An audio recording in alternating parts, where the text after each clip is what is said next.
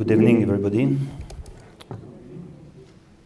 I want first to say a big thank you to the university, to Marquette University, and the law department to welcome us. I would like to thank you also, Anna. I don't know where she is. Ah, she's at the bottom, you know. You should be at the front. So it's because of Anna that I met long time ago, and we were younger. And she was in the State Department, and I would say the truth. She wanted to do something when diplomacy couldn't do something. So she promised she would do something. She would help to find back the dead who have been killed in the bottom of nowhere. And one day we received a phone call. I did it. So a huge thank you, because you are an incredible lady. And I think everybody can applaud Anna.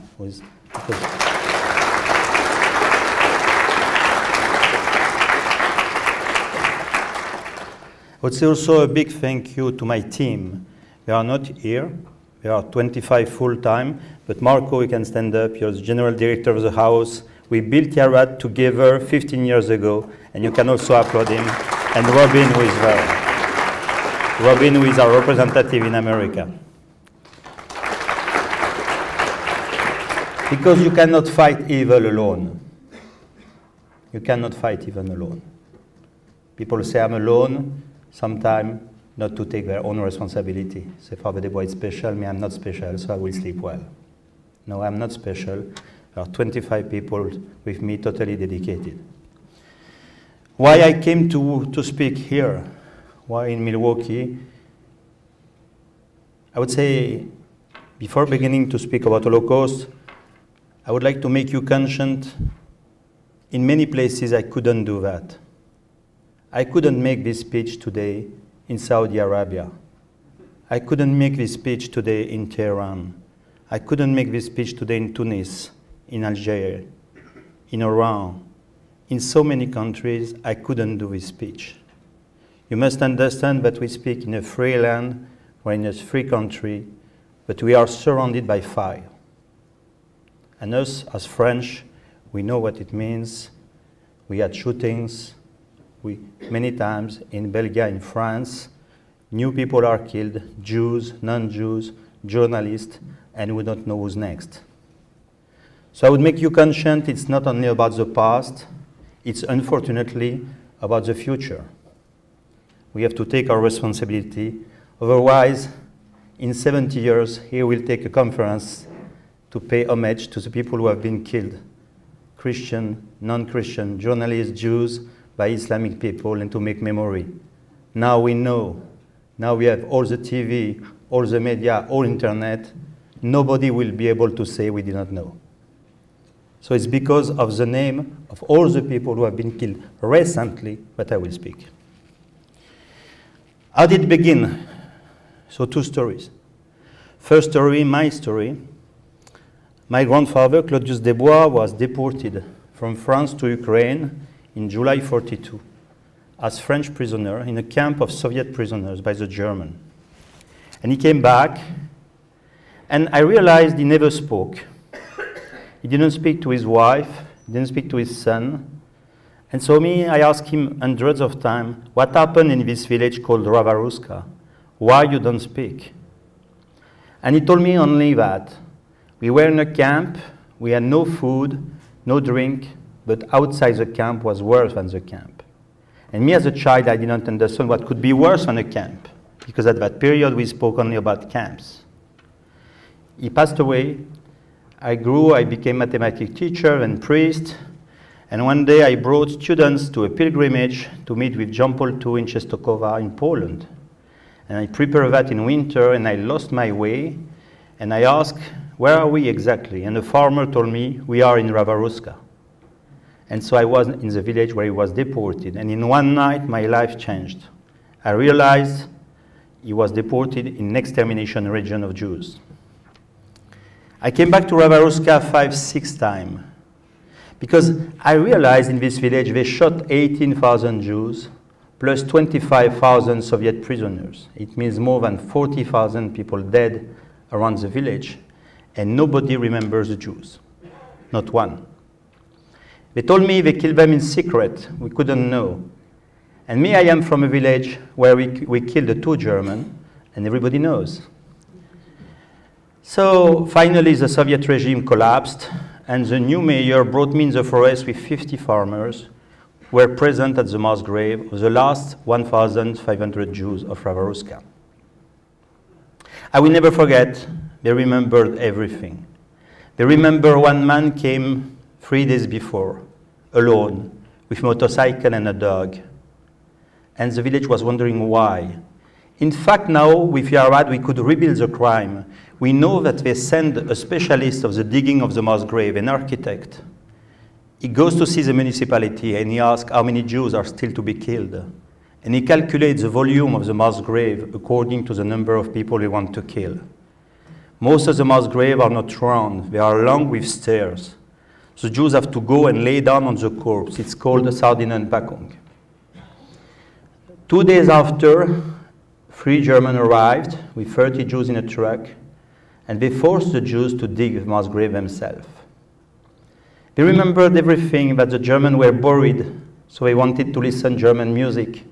So they asked a gramophone, put on a table, and one was playing harmonica. You know, harmonica was very frequent at that period. And he broke his harmonica, and later, with metallic detector, we found the pieces of German harmonica in the ground. After they asked 2 chickens in the village that they grilled to eat. And after they said to the Jews, now you are surely tired, you should go out and rest. And the 30 Jews went out of the grave and rested on the grass.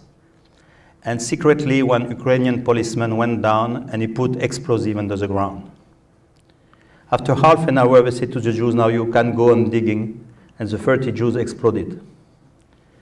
At that moment, a lady arrives called Maria, and she told me, a German came and told me, come, come, and she had to pick up the pieces of corpse in the branches. I will never forget, because they speak very crudely. She remembered that there were half a corpse of a woman in a branch, a leg here, a arm here.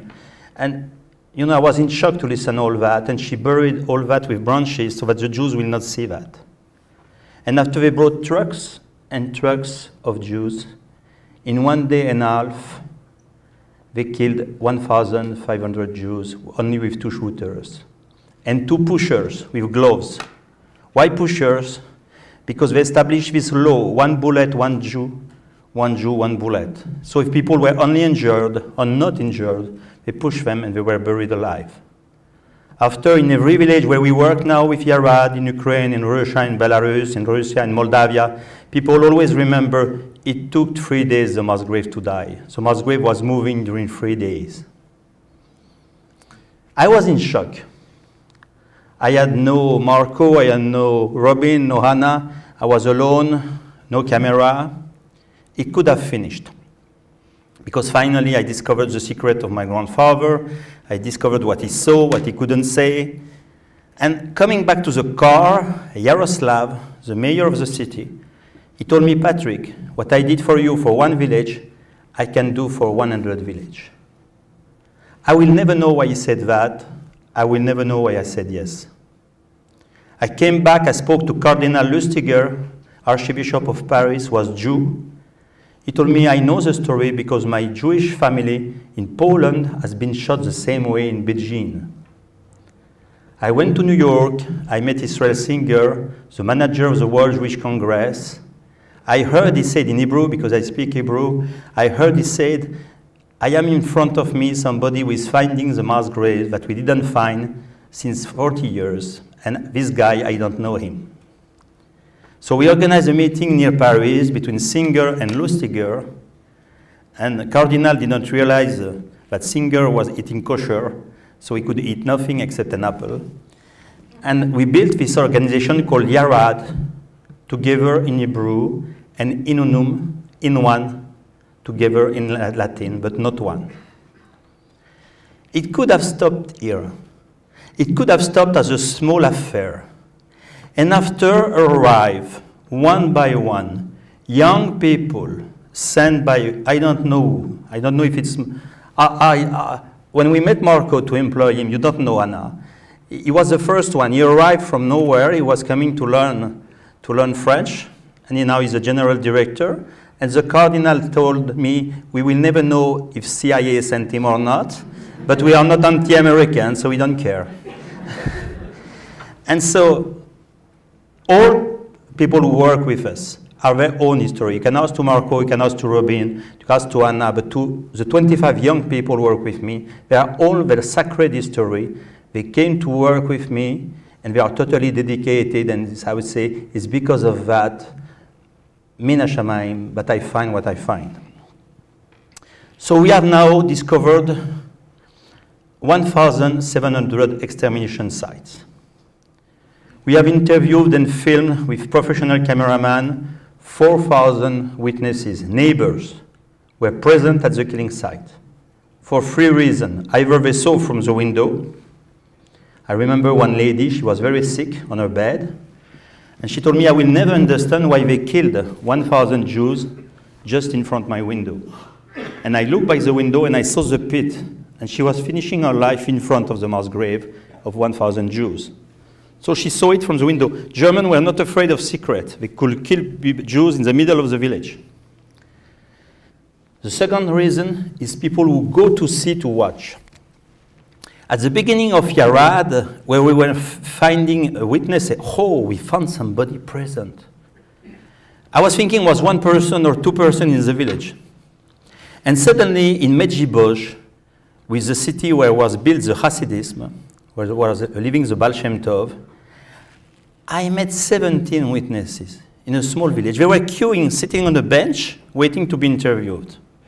I was thinking, how is it possible so many people are here?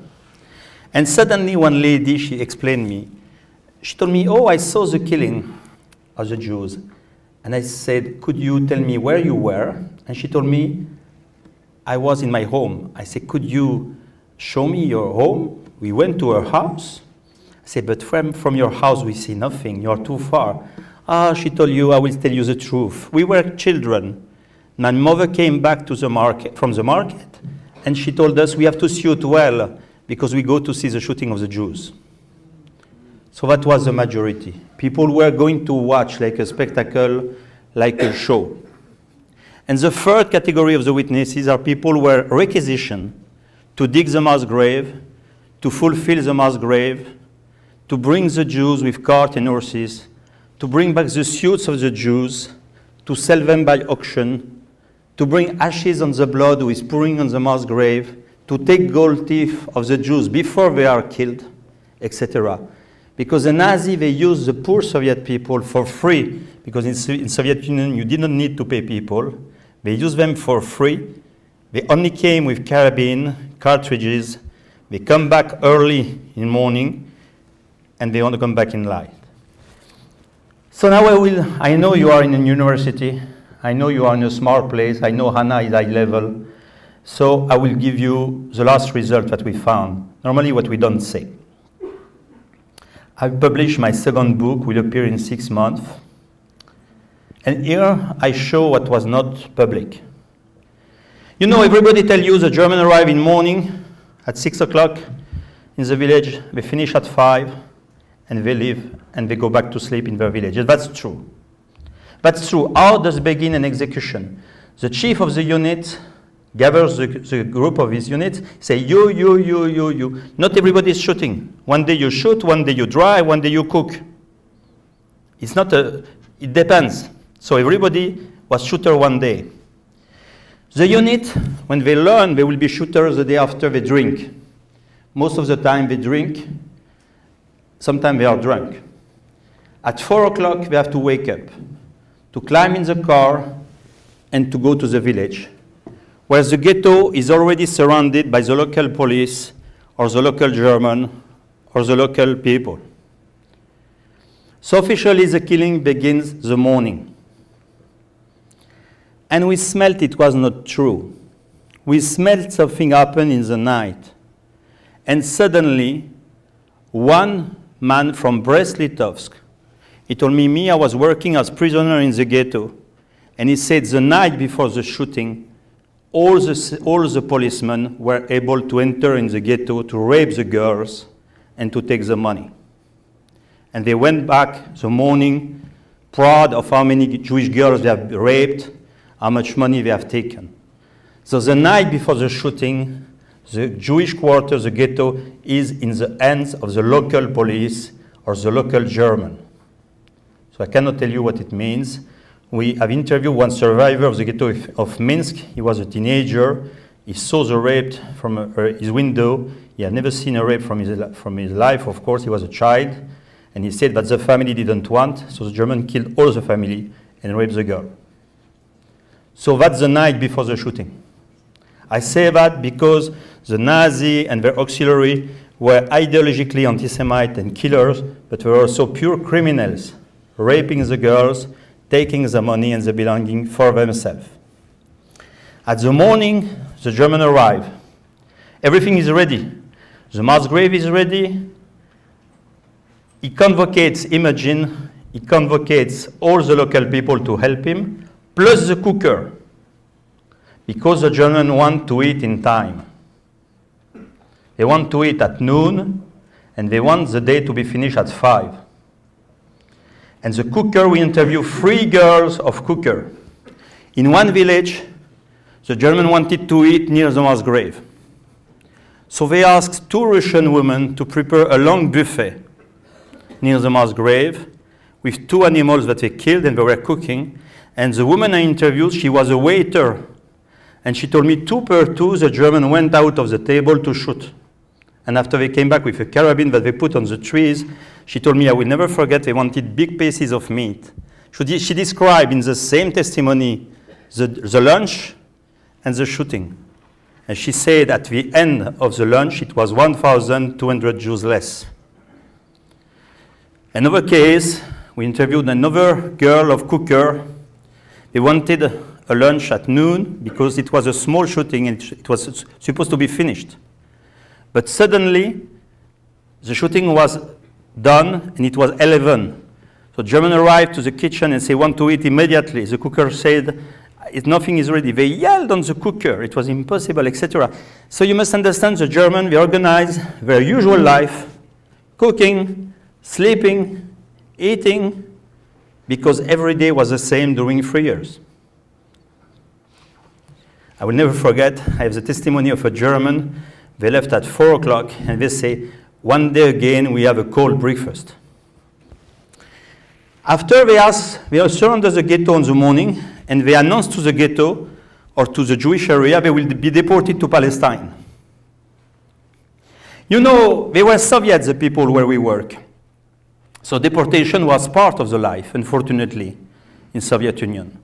So it was not a good news, of course, to be deported, but it was not necessarily to die. So the Jews believe it or not believe it. A part of them believe it, and they told them they have to prepare their belonging and to make a long line, 5 per 5. So the Jews take the maximum they can take, all their coats, money hidden in the pockets, the jewels, anything they can carry. And some of them don't believe it. So they hide themselves anywhere in the village. The local police knows the Jews one by one because they are the neighbors. So they see immediately who is missing. One child, the father. So they enter in every farm looking for the person. When they find one person who is hidden, they shoot him in the house. And they make requisition on cart and horse to carry the dead Jews. So after a certain moment, you have a long line of Jews, plus carts and carts of dead Jews. So imagine what it means. And they wait the signal to go to Palestine. I will never forget, I interviewed an Ukrainian lady. She was a farmer, and she saw in the line, in the column, one of her neighbor, Jewish neighbor. So she opened the window, and the Jewish lady told her, don't cry, we go to Palestine. And she told her, there is no Palestine. I was with my cow this morning behind the church, and I saw the grave. And so the Germans, when they heard she was speaking to the Jews, they told her, if you don't close your window, you will be killed like her. And in some cases, the Jews believe it. Like in Babi Yar, one Jew per third went to the train station thinking they were going to the train station. And Germans say, they believe it. You have to bring him back to the mass grave. So after this column begins to walk, and anybody who is late, something also I discovered, anybody who was late, by example, an old lady who cannot walk, somebody who is disabled, a little child, they have the authorization to kill him. Because there is no delay. At 5 o'clock, the day is finished. At 5 o'clock, the Germans go back to their city. The day was the timing, so any delay was sentenced by death. So any policeman, small military, could kill a Jew who is late. So they drive them in a direction, and most of the time, the Germans, they make the mass grave in the direction of the train station. So that the Jews really believe they go to Palestine. And suddenly, they tell them to turn links or rechts. It means no train station, you go to the field. Immediately, the Jews understand, they will be killed. So they take all their belongings, the women, they throw them anywhere. The men destroy their money, everything. And us, with metallic detector today, where it happens, we find a lot of jewels. One time, we found 20 wedding rings and 1 Magen David. So for me, it's very moving because we realize it's the last jest this girl did before to die. And for me, it's to say, finally, we found you, 70 years after. But it's also a proof this lady was Jew, and they killed the Jewish community, because we have to prove everything, because the deniers will say they were not Jews, they were partisans or communists. We make also investigation about the cartridges, because the Germans shot, and all the cartridges are in the ground. It's easy to find them. Every cartridge has a date and a brand. So that's also what we have Yarad. It's kept in a museum of Normandy, and a part of the material is still in Ukraine. Because there is no crime without evidence. You cannot kill 1,000, 2,000 people without evidences everywhere. And tomorrow, when there will be no more witness, we'll need to show the evidences of the crime, place per place. And after, they isolate the Jews 10 per 10 or 5 per 5 to kill them. Why 5? Why 10? If there are 5 shooters, 5 Jews. 10 shooters, 10 Jews. Because they had to use 1 bullet per Jew. What we discovered also is that they always play with children. It means when a child arrives to be killed, they rarely shoot. Either they ask the mother to carry the child very high so that they can kill the child first and the mother in second. So imagine the mother who has to handle his child very high, or to take the child on her heart, so with 1 bullet they will kill the baby and the mother. But in many cases, in fact, they take the babies and they throw them in air and shoot in air. I read a letter of a killer. He wrote to his wife, "You see, we play with the Jewish children like balloons. Imagine if we don't do that, what they will do to our own children in Germany in the next generation." So I would like to show you that behind the screen of these pure ideological shootings were absolute criminals with no limit of sadism. I cannot tell you everything because I think you will not bear it. Some testimonies, even for us, are very difficult to hear. I will show you a few images, and after we'll have time to have questions. Here is a map of Ukraine. Every point is an extermination site. It's to show you it's a continent of extermination. That it has needed years and years of investigation, and it's still missing a third of them we have not finished. And with the actual conflict, we cannot go everywhere. I would say you that because this genocide was really a territorial genocide. It's not a camp, it's a continent of extermination. All these countries are floating on corpses. That's the map that we will show, that you have online, that you can find on our website. It's an interactive map that the team of Yarad is doing. You can also, very quicker than me, so all these places you can click. It's a place of extermination. The size of the red is according to the number of victims. And when you approach, you see that, and you will find the places in the village where it is. Why we show that? Because it's a crime, and the denier said it never existed. So we have to show the truth and to prove it place by place. Otherwise, tomorrow anybody can say it didn't exist because there was no train, no fence, it stays nothing. We cannot show exactly where it is. It means you cannot zoom completely. Why? Because the local people will use it to look for gold teeth. They reopen the mass grave to look for gold teeth or jewels. In some countries, 70% of the mass graves today are reopened by the neighbors. It's a complicated situation. It's why we are here in a very nice amphitheater, but I tell you, I couldn't say what I tell you everywhere. And after, in the same page, in the same website, you have testimonies that you can hear online. All that is online in our website. It's a tool to educate children. It's a tool to educate teenagers, because it's easier for them to study one village, two villages, but to study a global affair that they cannot understand. And for a young generation, numbers mean nothing. 10,000, 20,000, it means nothing. But one village with one story, you can reach the people. I will show you only that. I'll begin an investigation. We knew that in this village, in Ukraine, that they were digging the mass grave, and it was Sardinen Pacung. I don't know if I can use the laser. Perhaps yes. No, no success. It didn't. So you see this lady from the back. She's Svetlana. Svetlana is like Marco. She arrived like that. She was waiting to be my translator. The first translator I asked, when I knew nobody, it was Soviet time. And to get a translator at that period was something. She was waiting for me with flowers at the airport. And 15 years after, she's still there. She's the only one in our team to know how to speak to old people, because she speaks in a Soviet way. And she asking to the guy, do you know who was present at the killing? And the guy stops his horse and says, yes, I know Maria. Maria was present, and we ask where is the house. You must understand, in this village, there are no running water. Maria is there. She saw the killing as a child. She was not married, of course, and she saw the arrestation of the children in her village. And suddenly the husband said, me, I was digging the mass grave. So he understood there were two witnesses. And as I said, the worst case to interview a couple, because we always disagree. And so it was terrible to make this interview. He always said she was not true. And finally, he explained how he was digging the mass grave, requisition to do that, and also requisition to bring back the suits of the Jews to sell them.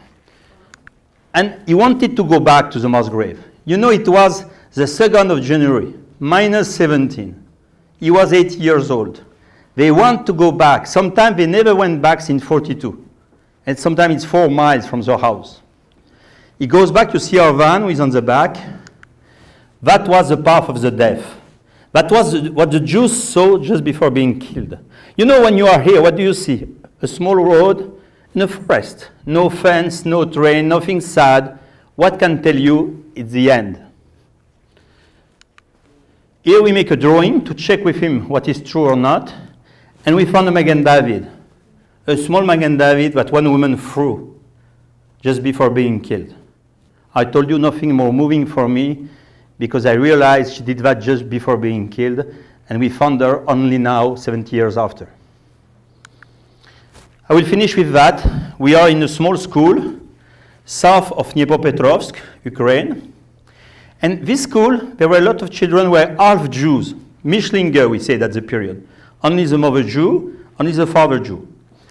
Most of the population Jewish were evacuated, but they couldn't bring these ones. Suddenly, the Germans decided to children were half Jew, but very unknown. They kill the Jew, and they come back for the half Jew.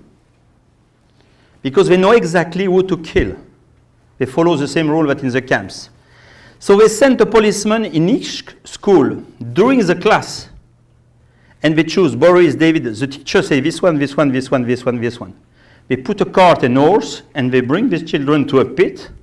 And here the Germans are waiting, and they shot 1,100 children in one day. We are in the school. It's a typical Soviet school. You see there is a soldier, and you see the date 41-45. That's the date of the war for the Russian. Of course, nothing for the Jews. It's impossible. And I will finish by this man. For me, it's a mystery. He was 7 years old when he was young and when he saw the shooting. He told me, I saw the arrestation of the Jewish children because my grandmother was living in front of the school. And my grandmother tried to stop this arrestation. I said, okay. I said, after. After I saw them from a field. So I said, could we come with you to the mass grave? So he came. And same thing, I said, but the field is very far. No, he said, in fact, I went to watch. We were 9 children. And he said this awful phrase, you know, it was interesting for us, the children. So what you must understand that everybody, a day of crime, a day of genocide, when you were sure you were not Jew or half Jew, you were not communist, you were not gay, you were not gypsy, it was interesting to watch.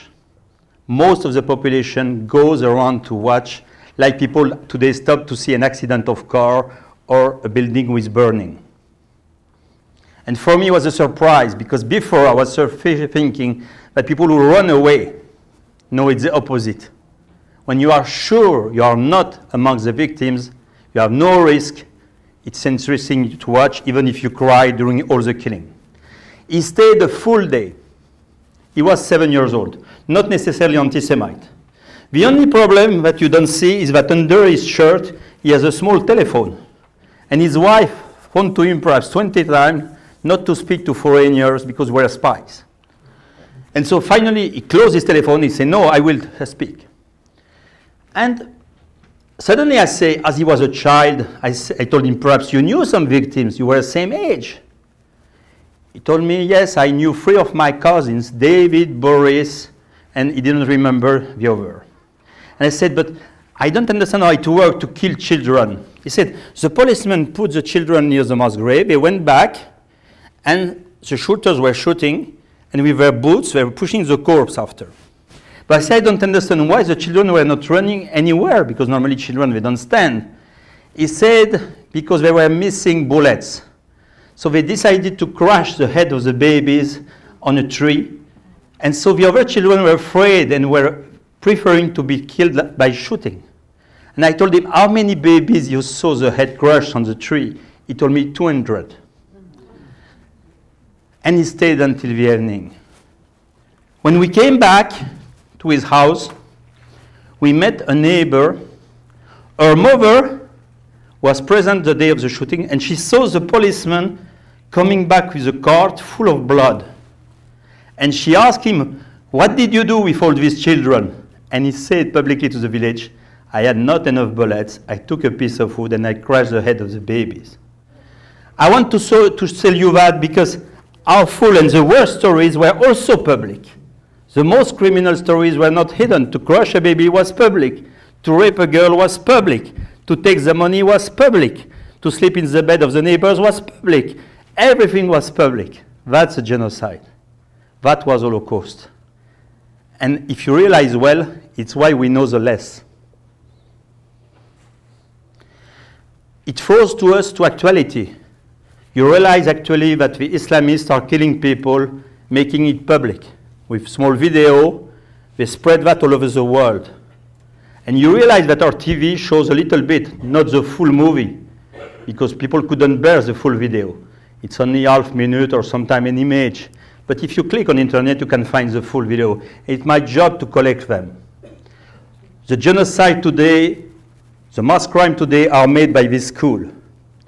You know, one day I was in Krakow, seated at a table with an old intellectual Polish, very well known. I will not say the name. And he told me, Patrick, it was a long time ago, Patrick, Hitler made only one mistake. I say, which mistake? He built Auschwitz. And I told him, why is it a mistake? He said, because Jews are coming back. He said, when they kill them in forest, they never came back. And I think now all the mass killers who know Hitler, they will never rebuild an Auschwitz. They know that with satellite, with camera, with anything, you have evidences immediately in the news. But by shooting, bombing, killing face to face, that's the actual mass crime. This part of genocide of the Jews is a prototype of what happens today. Hitler copied, for one part, the genocide of Armenians. Nobody will recopy Auschwitz, but copy that, yes, it works, nobody is coming back. It's why we are doing that. Why do we do that? I want to finish by that. The first thing is that we want to say, we come back. And I'm so thankful for your expedition, Milwaukee, because it's to say, we are back, we came back. You couldn't avoid us to come back.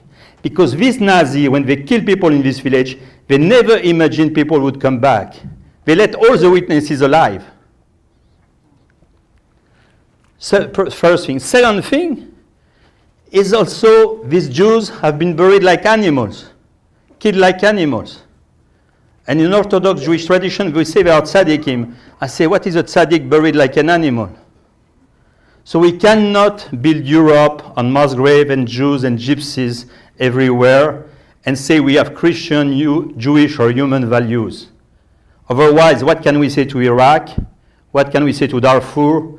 What can we say to Rwanda if it was nothing to kill 2 million pound-free Jews and let them in the fields?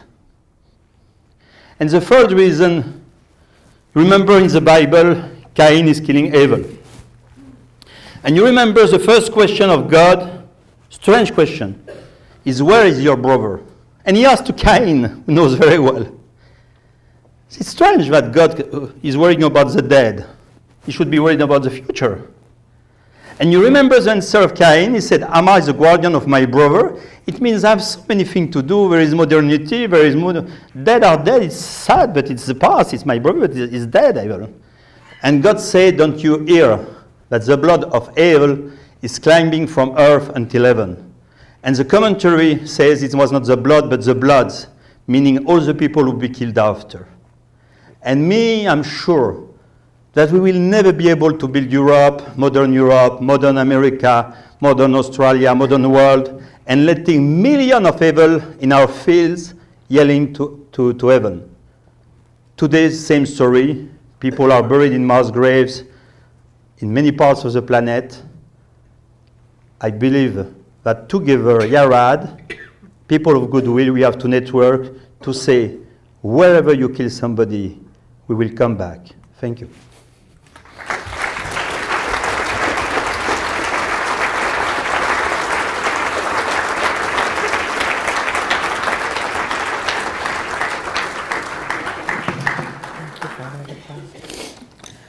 Thank you so much. You all have note cards in front of you to write down questions, if you have those, and Aaron and John are going to be picking those up. We have a little bit of time for questions. Let me welcome you. My name is Andrea Schneider, and I have the joy of being both the campaign chair for the Milwaukee Jewish Federation, which sponsored tonight, as well as a law professor here at Marquette, and I get to teach in this wonderful classroom. So it is wonderful to welcome you all here, and I really have no words to follow this, so I'm hoping you all have some questions for Father Dubois. And while you were doing that, Father, you hinted toward the end of your talk about faith. And one of the questions when I knew you were coming is, as a French priest, and obviously for me thinking about being here at a Jesuit institution and practicing my Jewish faith, what is it about your Catholic faith that leads you to research what is a crime against Jews primarily?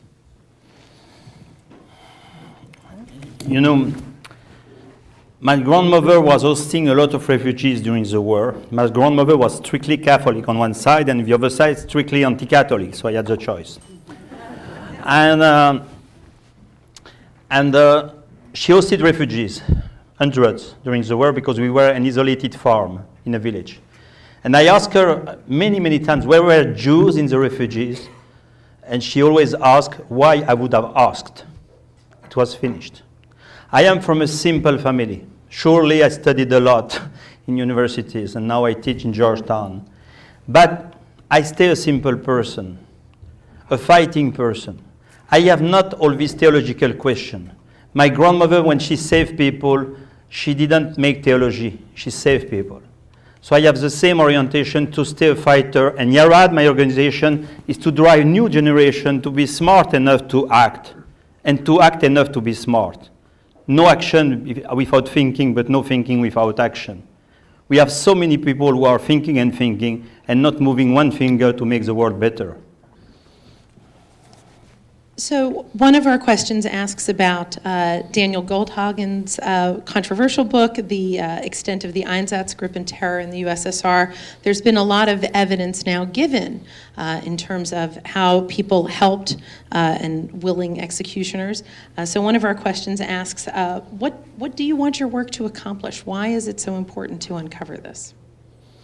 For me, for Yarad, for my organization, we're working for the victims first. I am very friend with Simon Wiesenthal organization who work to find the killers, and they are right. But we work to find the victims.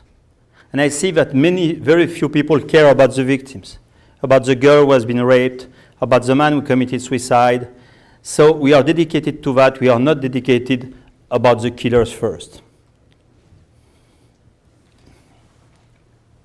This is actually a little bit off, or linked to a question, as it were. What is the Vatican doing right now to help Christians being killed in Syria and Iraq? If you could join the question to choose to my group, because it will switch from one side to another of the world. And are there other questions about the people from today? So put them together, otherwise it will be... Because normally I answer directly to your question. It's the first time they pass through papers. So a couple of the questions ask about what was happening at the sites in particular. Why was the Ukraine so heavily the site of this? Did victims fight back? And was local police cooperation pretty much the rule at these sites? The biggest mass graves and the most numerous is in Ukraine, because it's in Ukraine that was the biggest number of Jews after Poland. It's only the reason. There were 2.2 million Jews and they killed 1.8 million. So that was the reason. You know, people always ask me about collaboration. There were collaborators and there were people who saved Jews. But I would say the units of Hitler, if they found anti-Semite to collaborate, okay. If they find no anti-Semite to collaborate, okay. At the end, they kill the Jews. I never found a country when they say, oh, we don't find collaborators, so we not kill the Jews.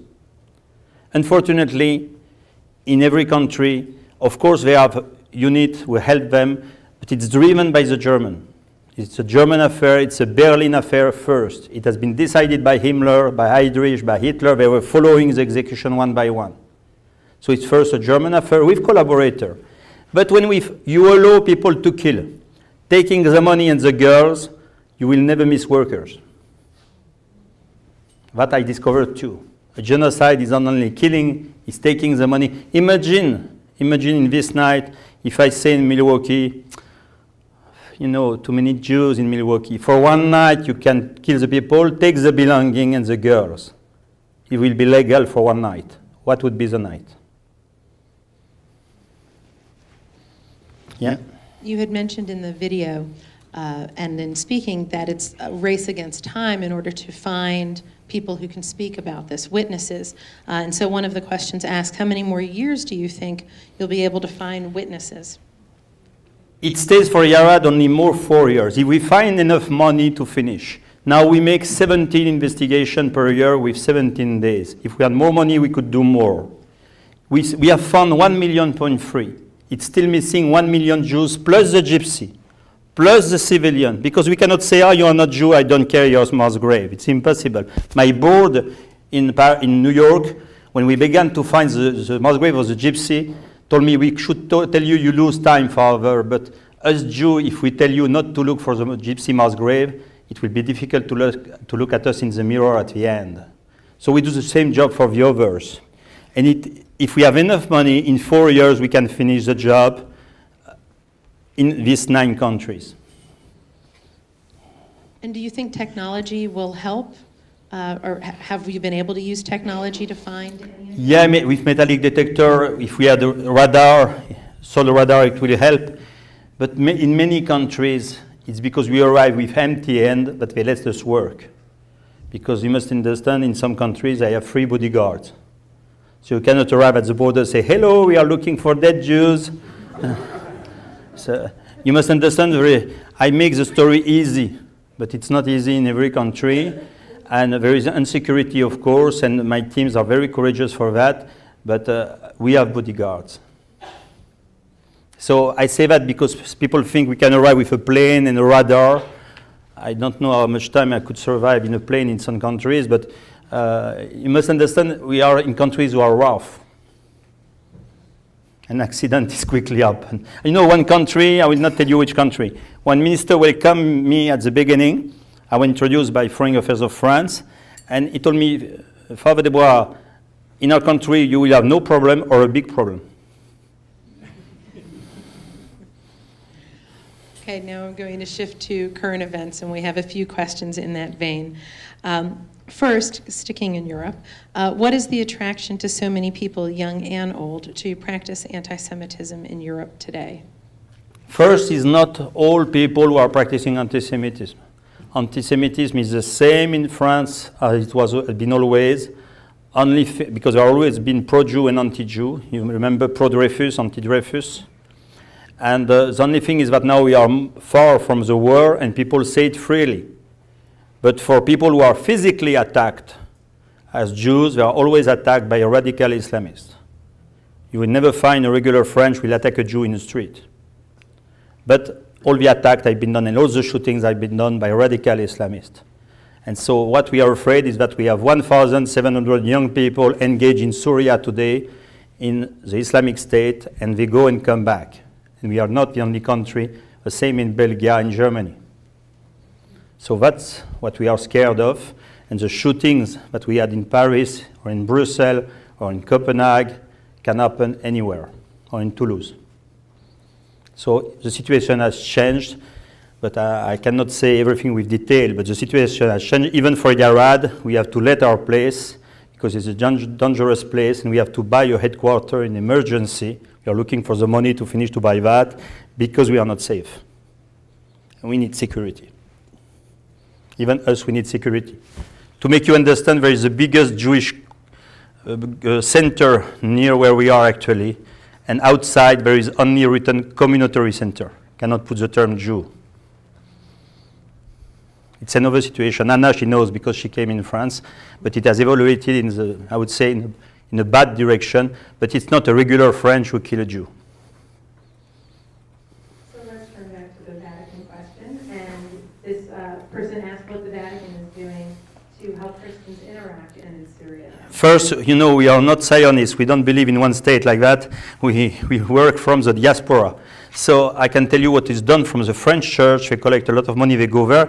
But I can tell you what we will do with Yarad. In 1 month, I will be in Iraq myself to interview survivors, Christian survivors and Yazidi survivors. Because until now, we were killing more the Yazidis, was a group practicing a certain religion, but suddenly now they are killing very quickly many, many Christians. It's my people, so I cannot avoid to go. So I can tell you in 1 month what I will have done. You'll have to come back. Yeah, I will try. Our last question, really a call to action. What can we as individuals do to prevent future genocides? First, I would say to network. I always say the bad people know to network. By example, the mafia, they know to work with each other very quickly. You don't need amphitheater, conferences. They will know to find each other and to work. But the good people, very frequently, they don't know to network and to make efficacy with network. You know, imagine Anna, she was a diplomat, a functionary. She told me, Father, I would help you, and she could say, okay, now it's finished, see you. I forget my people and my promises, I go back to my field. She did it. That's the prototype of somebody who is standing in the world. She's one, and she works with many of you, but without her will, nothing would happen today. It's this kind of networking between Milwaukee community, between university and Yarad organization, or between other foundation that can stand us to stand. Because our enemies, they are connected between each other through internet very quickly. Now there is no barrier, no border. We have to stand together. Otherwise, we wake up in a world of nightmare. Thank you.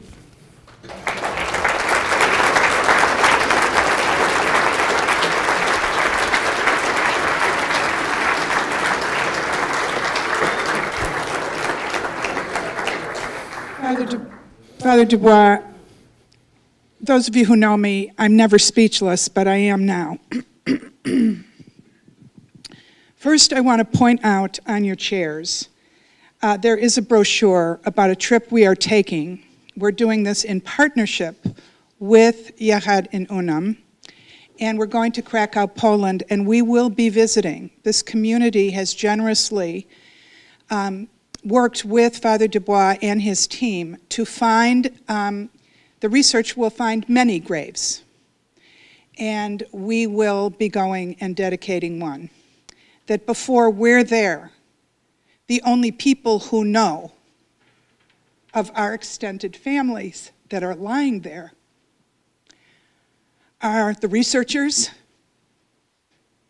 the direct witnesses, and some perpetrators.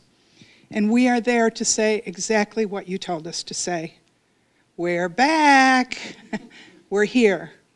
And we stand for them. We stand for our extended family. And we stand for all of them because they're lying in an unmarked grave because there was no one else to remember them. So we're very honored to be working in partnership with you to go the first week in September. And we will promise you, if you can join us, a trip that will change your life. It certainly has mine. I want to thank you, Father Dubois, for your passion, for your good work, for your courage, and for your taking the time to come to our community, to tell us about the important work you're doing, and to work with us so that we as a community can go and come back and touch the lives of people who have long since been forgotten 70 years ago. So thank you. You have something else. I would like to emphasize, when a community decides like you to go back, it's not only to go back to the past. As I told you, when the men of Hitler were killing people, they were sure, but nobody will come back. It was the end of nowhere. When Milwaukee community goes to mass grave and to say we are back, it's a signal also to prevent anybody who is making genocide today and to say be careful. You think you are safe. You think nobody will come back. You think you are building a state on mass graves. One day people will do like Milwaukee, will come back. You are not safe. It's also a gest of prevention of actual mass crime. What I wanted to say, because people think no camp, no come back in the middle of nowhere. No, one day I spoke with people who are working in Darfur. I say, where are the dead people? He told me, we don't know, in the sand. Impossible to say that. You cannot say we kill thousands of people and we don't come back. It means it's okay. And so what you are doing is a prevention of mass crime today. So you are acting for the victims, but also against the mass killers of today. They also read the newspapers and internet. And I know your community, Yarad, will spread also that you are coming back. That's the actual leitmotiv. We come back. It means you can be frightened. It's enough a lady like Anna to bring a group to come back. Thank you, Father.